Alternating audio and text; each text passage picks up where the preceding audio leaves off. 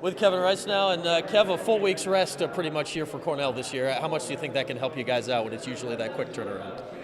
It's big for us, I think. Especially the past couple weeks have been a grind. With a couple midweek games and big games every weekend. I think this little break for us has been nice. Regroup, watch some film, and really get better. I know emotion and energy won't be a problem tomorrow, but how hard was it to get going for that Binghamton game, the quick turnaround after Notre Dame? Obviously, it wasn't an ideal situation. Like you said, it was a big win against Notre Dame on the weekend, and then that quick turnaround. But Binghamton was a good team. Don't take anything away from them. They controlled the possession and really controlled the tempo of the game, and we had to scrap for everything. Yeah, they had a nice win over the weekend against UMBC, a much better team I think than in years past, and now it's Cornell. What does this rivalry mean to you, a Central New Yorker? You've certainly seen it longer than you've been in school here. Yeah, it's big. Obviously there have been some great games in the past. Not including that championship game a few years ago.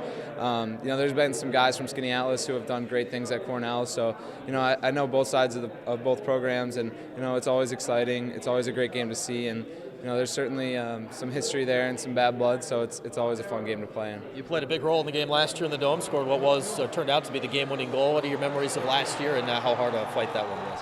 Well, that was a huge game for us last year. They were ranked 2 or 3 in the country, I think, at the time, and they came in and put us on our heels right away. We were down 4 or 5-0 in the first quarter, and that was a good test for our team last year. We were able to fight back and kind of claw our way back in, and our defense did a great job against Cornell. So we're looking for a similar type effort tomorrow.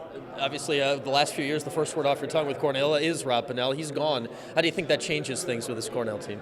It certainly does a little bit. He's one of the best players to ever play, so you always have to adjust to someone like that. But they have no shortage of talent this year either. So there's always guys that you need to look for and need to focus in on, and it's going to take a team effort tomorrow. All right, I can see you're a little wet just from the rain out here today. The forecast for tomorrow night, I think, is about the same. How do you think that might affect things?